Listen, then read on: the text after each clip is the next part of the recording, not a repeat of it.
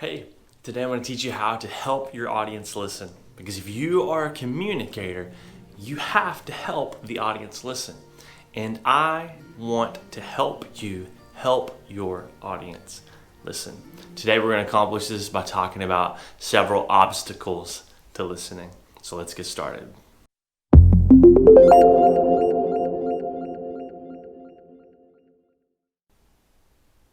Hey, welcome back. I'm Nate, and today we are talking about the many obstacles that exist out there when it comes to your audience listening to your important message. And some of those obstacles are obvious ones that you're already well aware of. Every person who's ever given a talk knows what it's like to experience some kind of notable distraction while they're speaking. Somebody starts coughing in the middle of a talk, or a baby cries somewhere in the room, or a cell phone somewhere starts ringing. Those are familiar experiences for anybody who communicates regularly, but not all obstacles to listening are quite so obvious. And today we're going to talk about some not so obvious obstacles to listening. Each one of these gets in the way or can get in the way of your important message. And there's three big ones. So they are selective perception, cultural barriers, and internal distractions. Selective perception, cultural barriers, and internal distractions. And your important message, it needs to be heard.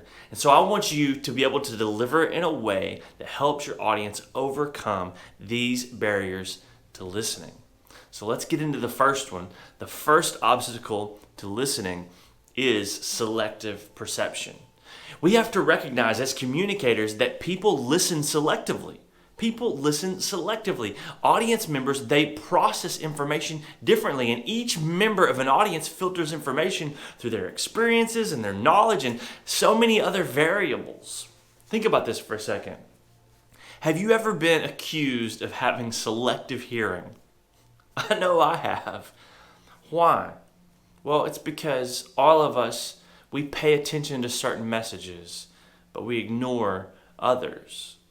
Well, what determines what we pay attention to and what we ignore? What influences our attention? And as communicators, can we tap into the knowledge of knowing what influences attention in order to help our audience listen better? I think we can. And so the first part of this selective perception thing is just realizing that people pay attention to things that they think are important. Your audience pays attention to things they think are important. For example, if you're talking about climate change and that kind of policy and those sorts of scientific discoveries, and someone in your audience is really into that topic, the moment you bring up the fact that you're discussing that, they are likely to pay attention. It's something they think is important.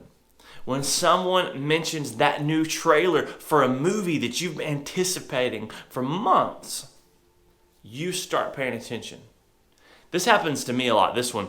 I'll be in a store or somewhere where maybe there's several people around, and a little kid will yell, "Daddy!"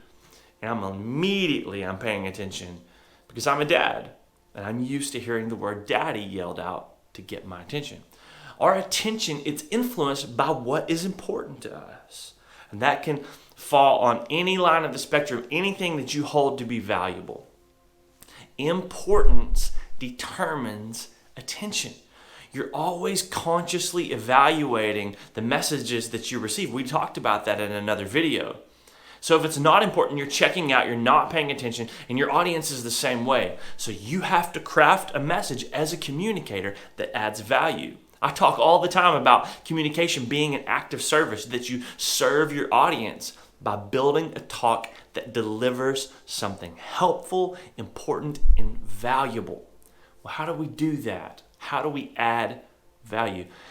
This is really important. This really matters a lot because this is what helps us cut through selective perception to get to the attention of our waiting audience. Well, we need to identify what's important to our listeners.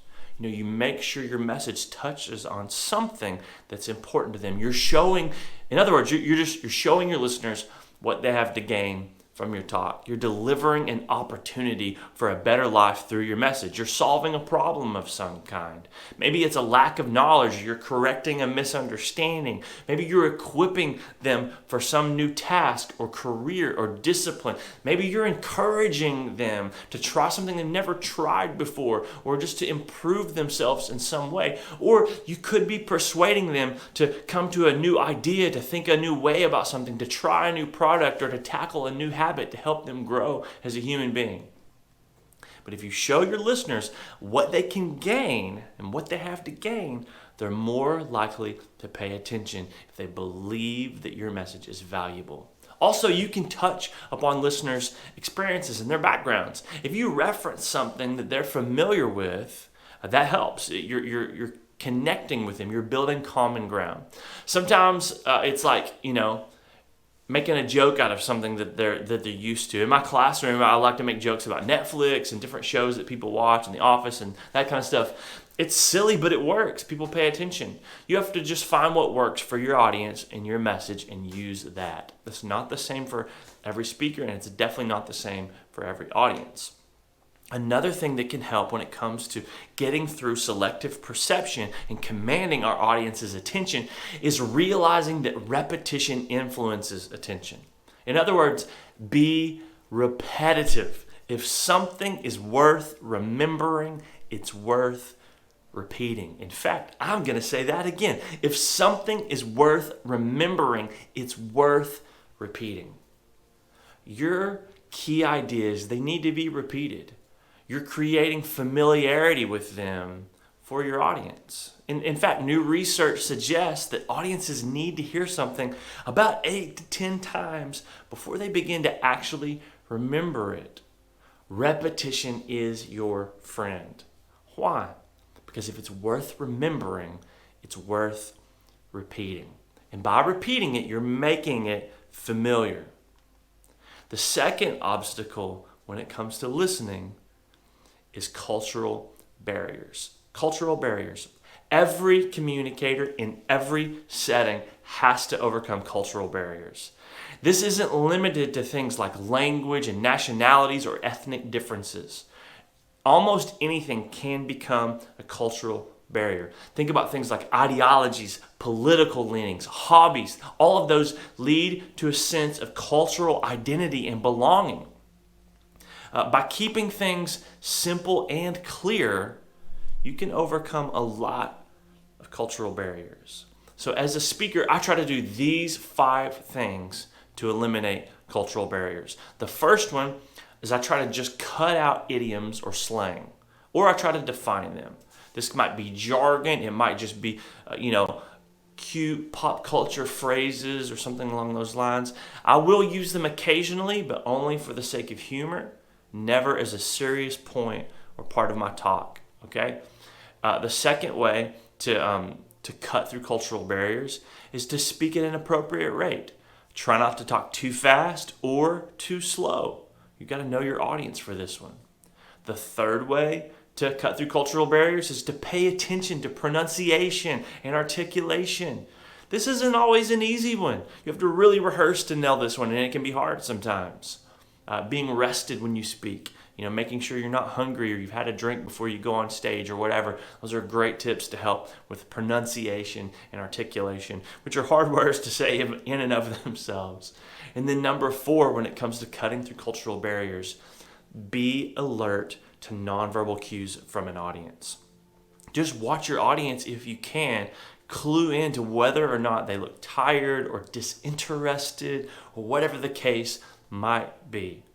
They're sending you signals. They're giving you feedback as to whether or not that message is landing, if they're really listening. And if they're not, you may need to adjust some part of your delivery. It could be the loudness of your voice, the speed at which you talk, your mannerisms, your energy level. Any of those factors could help you cut through cultural barriers. And then finally, number 5, the last thing you can use to help cut through cultural barriers is to just stop and to clarify a point when you need to. When you're getting that feedback from your audience and they're not getting it, don't be afraid to go back and repeat something. Sometimes that's necessary.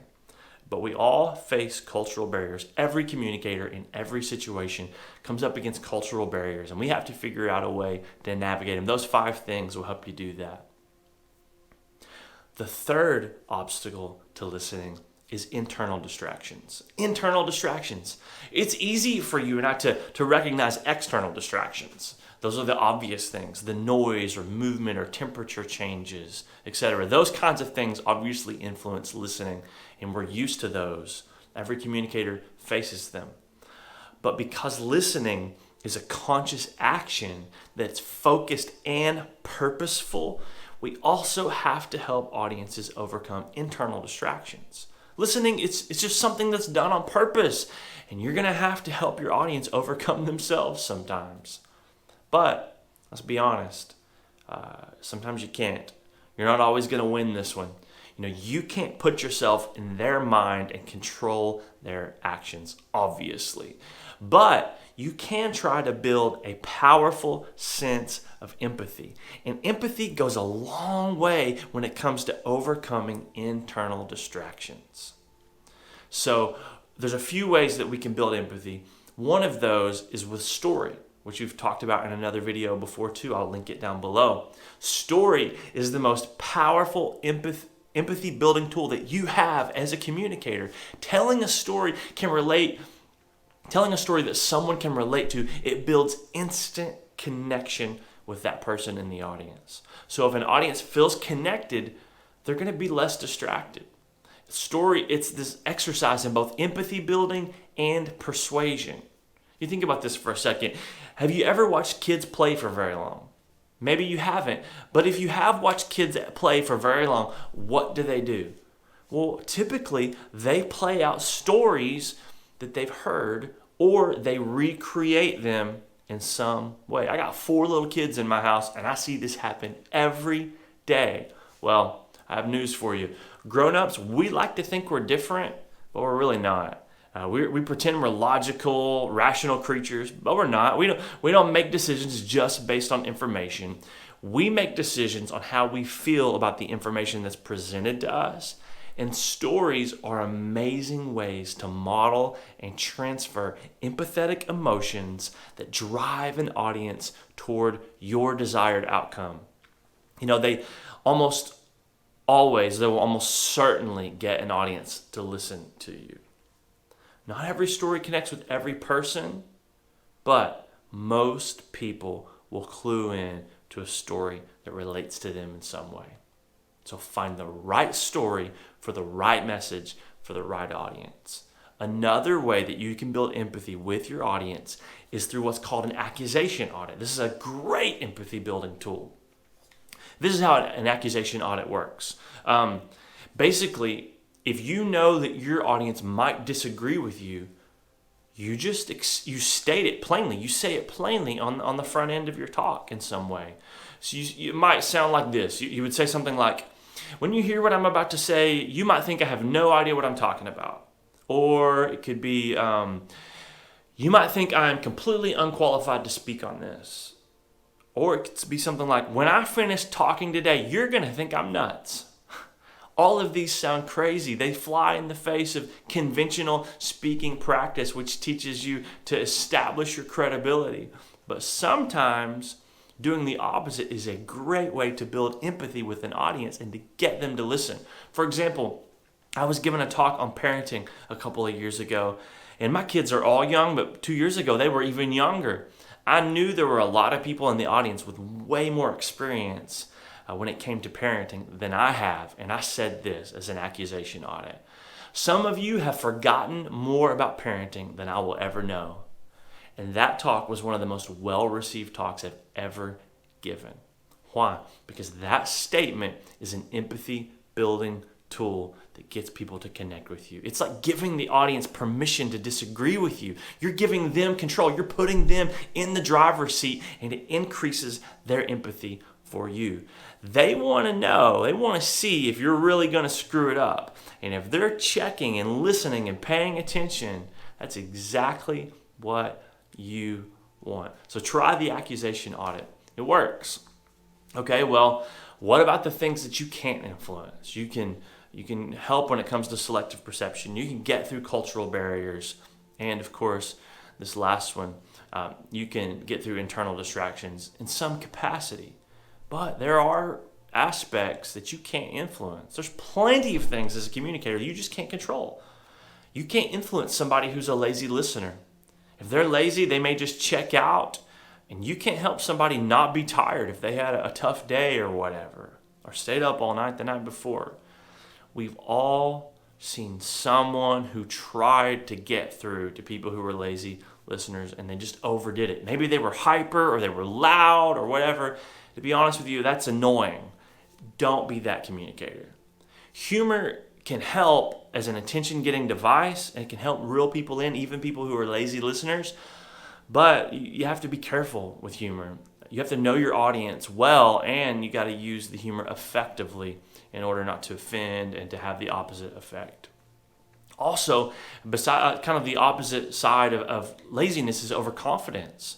If a listener is overconfident, you're going to lose them. They already think they know what you have to say, or they think they know it better, or they think that they have nothing to gain from what you're trying to offer through your talk.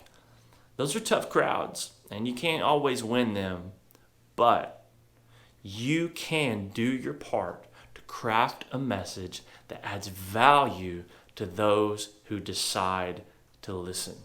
So choose to do that. Also, try crafting your talk in a way that uses opposing ideas.